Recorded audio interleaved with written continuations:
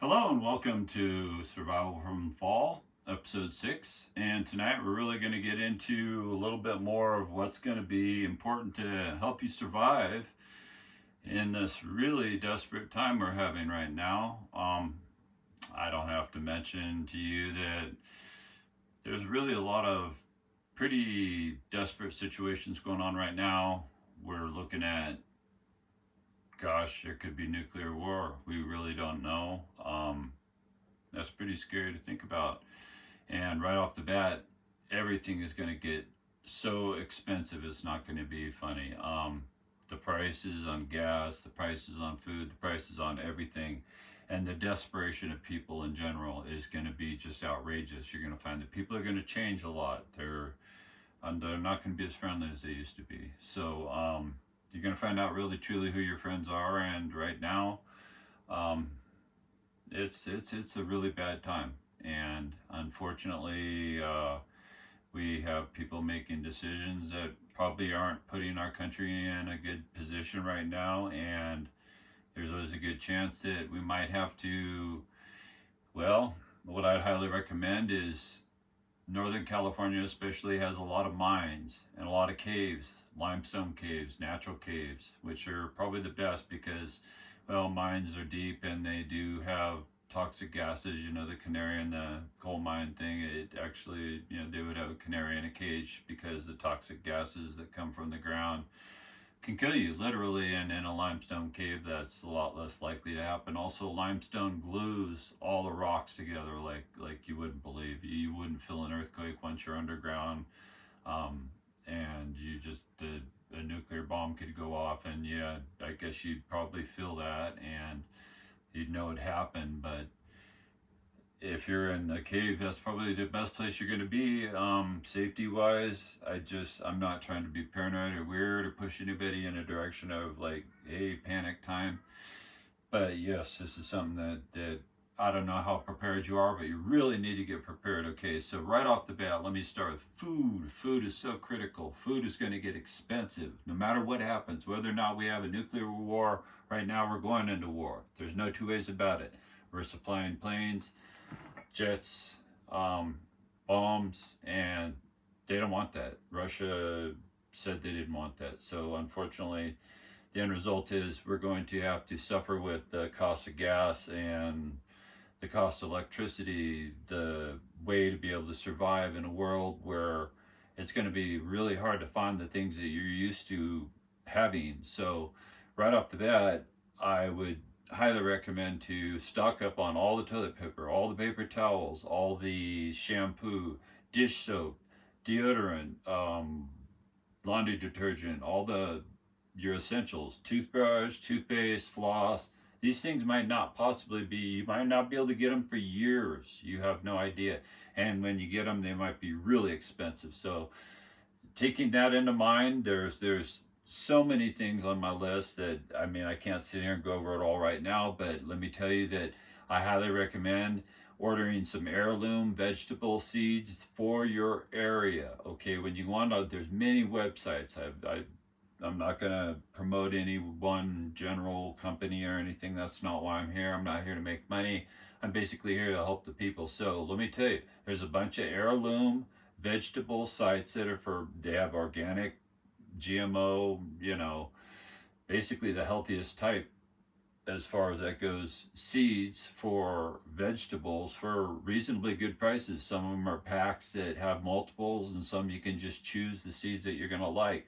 I don't know if any of you are aware that cauliflower, one thing, can handle up to 8 weeks of freezing temperatures. Yes, 8 weeks of freezing temperatures. So if you live in a high altitude, that's going to be one plant that you're going to want to grow. But lettuce isn't going to do very well up there. So you might want to stick more with the celery, or, there's going to be a lot of things, onions, things like that. But they're not going to live up there in the dirt, in the ground, what you expect, just like, hey, we're going to throw some seeds down, it's going to grow. No, you have to have you got to have a readily available supply of water, of course, but soil is really critical. So if you had 4 bags of soil or 8 bags of soil, you could plant your seeds right in those bags of soil, poke holes in the bottoms of those bags, and what that'll do is you cut a hole in the top for the plants to grow. It'll maintain the soil, won't be lost into the dirt every time you water in it, and it'll get all the nutrients it really needs. Fertilizers aren't necessary if you're using a brand new bag of soil.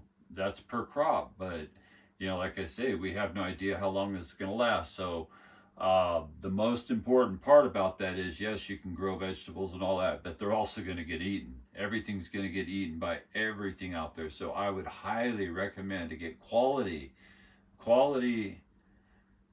The chicken wire you can get, there's so many different types. There's 2 foot, 3 foot, 4 foot.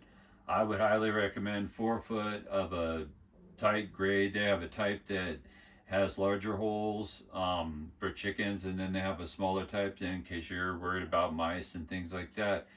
Anything will come after your vegetables, and it's critical for your own survival. And these are also going to be something that you're going to want to get light, fluorescent lights. They have low wattage lights to grow inside with. So if you're in a cave or you're hiding somewhere underground, even indoors in your house, and it's freezing outside, wintertime like it is here now, yeah, I could have grow lights right now, starting my plants, getting them going, and then boom, when they go out into the bags of soil, they'll be ready to go. They'll be hardy. They're going to produce as quick as possible, and that's really what we want. We want as much food as possible.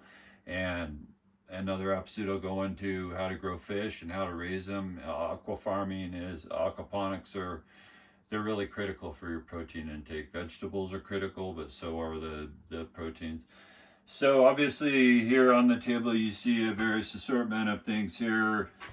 This is electricity is converted from 12 volt to 110, which is what you use in your normal power, through an inverter. This inverter is on top of this unit here, and this unit has a battery inside of it. So basically when I turn it on, it's going to tell me how much wattage it has, how long it's going to last. These connect to solar, they connect to cars, they connect to a lot of different inputs. So one thing I'm going to highly recommend is that you work with a simple belt motor would be fine, but preferably a trolling motor because they're a thinner shaft, easier to work with. But you mount those up. I'll show you how to mount them up. You can actually work with 10-speed gears and chains and sprockets to actually change the speed ratio in case you don't have a fast flow of water there. You can actually increase it to where you can get the alternator. You're going to use an alternator from a car to turn, unless you happen to have a hydroelectric unit, which, well, it's actually just an alternator that's turned with water and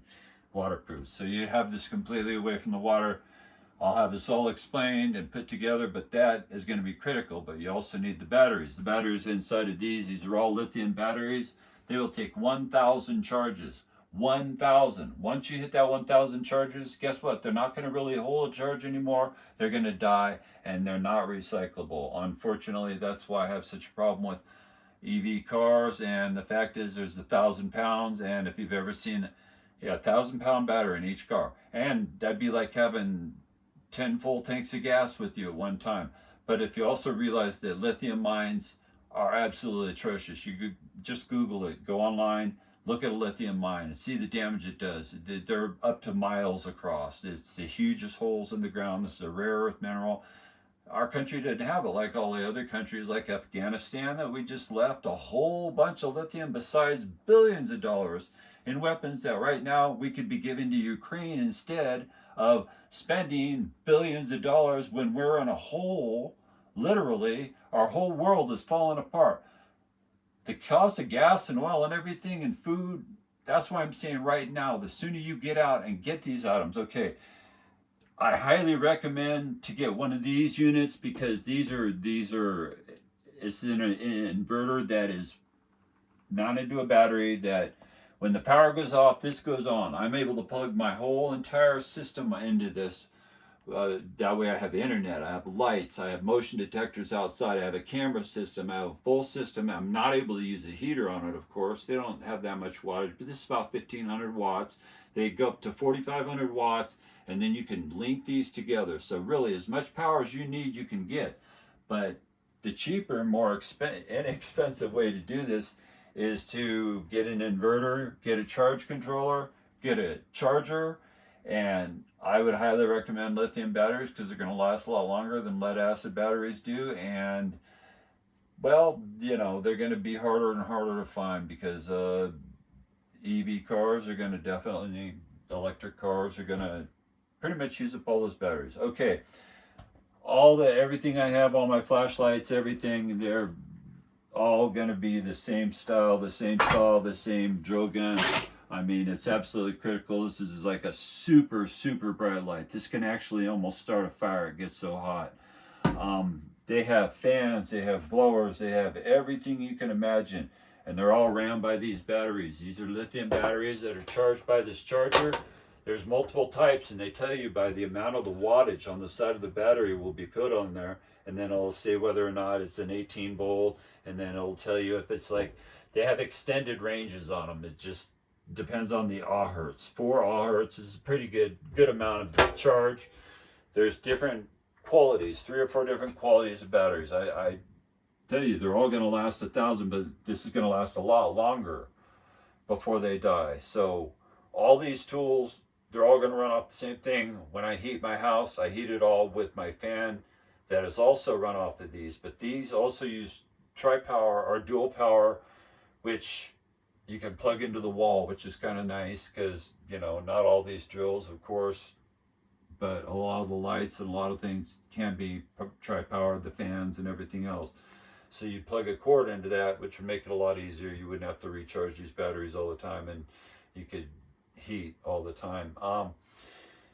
You probably wonder what I'm doing with all these knives. You know, like, of course, you're going to need for just general, as far as tools go. I can't tell you how many tools you could have.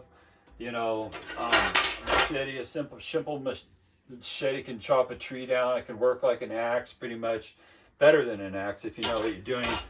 They're also a good sign of defense as far as, you know, these are throwing shafts these are spikes that will do the job, and then these here are just, they're knives, they're throwing knives. So basically I could take out somebody at 30 feet. I'm not talking about taking people out, I'm talking about protecting yourself. You know, protecting yourself is quite critical. I would just have to say that you're going to run into needing things like lasers, and I know it's not a great thing to think about, but if somebody's shooting at you with a gun, you're going to want a high intensity laser like this. These lasers, these rechargeable batteries, they're very intense, very bright, very powerful. Will blind you if you shine it in your eyes. And if somebody's shooting at you, you know, I'm not saying do this to somebody, but you know what? I'll shoot back with my laser. I'm not trying to say do that to anybody, because I'm not here to be responsible for that. What I'm trying to say is there's so many things you're going to need for this. So many separate items, so many different things as far as your tools, your saws, your hammers, your drills, your any kind of nails, wire, staples, electrical cord, electrical wiring. You're going to need this. It's going to be absolutely critical. As many of these batteries as you can get, the lithium batteries, they can get huge, they can get expensive.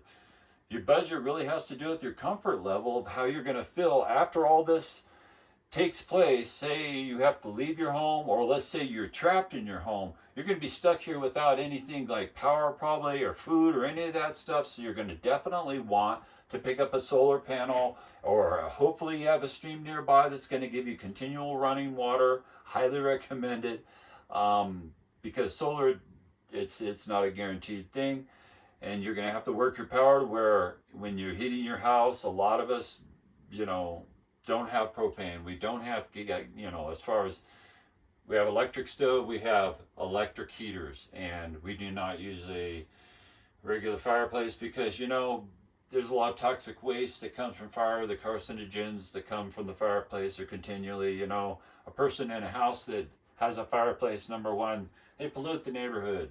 They're polluting this country, and everybody's worried about that right now. So much that they're changing all the cars, buses, trucks, everything out to EV. Problem is don't you think war is going to cause a little bit of problem? All those bombs blowing up going to not heat the earth. They're not going to cause pollution. Yeah, they are going to cause a lot of problem. I can't tell you that cable, wire, rope, staples, screws, hammers, a shovel. I mean, these are really critical items, and I'll have lists on my website, but you'll also probably want to go to each one of these. This episode is more or less about, power options and food options, and you're not going to have a lot of options. So the fishing part of it is another part of where I say the protein itself is going to be critical. You're going to need all the fishing gear and everything for that. I've been into it on another show, but I'll also have it on a list. I'll get it on a list where you need to check into this in advance while these things are still available to you. They're going to be gone. You're not going to find them, okay? Just understand the border's been open for a couple of years now, or going on a year and a half now. Okay, so we got the border open, and not only that, we have Russia clearing out, and not only that, we have Taiwan possibly clearing out. And if that happens, we're going to have, wow, the possibility of up to 100 million more people living in this country, which would be really pretty heavy duty. But 1 million people filed that were illegal aliens in New York, the state of New York. 1 million in New York. So if there's 1 million in New York, how many are in the rest of the states in this country? So I don't have anything against anybody or anything, but we have problems because we have food shortages, we have power shortages. They're trying to change the way our economies run. We have all the fuel that we need possibly in this earth, right here in our country, but we're trying to buy them from other countries. So yeah, I can't tell you how much. I don't want to go into politics because I could go on forever with that. And I just want to tell you, prepare, get these things together, get your saw, make sure you have extra blades, get your drill bits, get your drills, get your star tips are the best way to go. Don't go with standard Phillips screws. I don't recommend them. They strip. These tips last a lot longer. They're a common star leg, and that star leg is really going to be the best screw that they make. I recommend 3.5 inches, and if you need it for a shorter thing, you can just snap it off and still use it. Everything you get is going to be like probably the last time you're going to be able to get it for quite a while. So I highly recommend. I know this is something you're investing into that you're like worried, well, what if the world doesn't fall apart? Well, no matter what, inflation's going to happen positively. We're going to run out of food. We're going to run out of everything. Everything's going to change in this. It already has. Everything's changed. Every store you go into is like, wow, wait a minute. Everything's completely different. So I'm just trying to help everyone out, prepare everybody, get them all in the right direction to know that, wow, we're running into a lot of trouble here. And to be prepared is to really be on top of it. I have a triple axle RV that is totally custom set up, that I have 20,000 watts of power if I need it. I have way too much as far as survival comes. I could cover this table 50 times. So just to let you know, I got this covered. I've been doing this my whole life, and I'm the kind of guy that I spend all my time in the forest, off-roading all summer long, all winter long. I'm snowboarding all through the forest. I hike at 10 to 11,000 feet all summer long, as long as the roads are open to get up there. Hey, who knows, all I know is that you really have to be prepared because this stuff will not be available before long. The prices are going to go up. I don't know how rich you think you are, but the longer you wait, the more it's going to cost. If you don't have seeds, you don't have that chicken wire I was talking about, and the soil, you're in trouble. I mean, you're not going to be able to really survive on being able to afford that. Hey, if the world doesn't fall apart, inflation's going to be terrible. So you need to build a good garden, a big garden, a healthy garden. If you're into raising chickens, animals, things like that, you're going to need a lot more chicken wire, a lot of wood and construction materials. You can do it. I mean, goats, there's all kinds of animals depending on where you live that you can live off of. Cows, chickens, I mean, everything is really part of your survival. So let's just keep this up. Each show we come upon, we're going to throw more information at you. And, well, thank you for joining us today, and good luck out there, and be safe. And if somebody comes up and literally pulls their car up towards you and stops in front of you and jumps out of their car, go fast, get out of there, hit your panic button on your car as fast as possible. You want that thing flashing lights and the horn honking on and off. Anytime you have a problem, you keep that panic button handy. That's your best friend right now. I'm going to show you multiple alarms, multiple, outside your house, outside your home. But when you're in your car, you know that panic button. They're coming to take your car away. There's a lot of carjackings out there, a lot of people dying over things. And unless you want to be part of that, you don't. Okay, well, thank you for joining us. Be safe. Till next time. Good luck.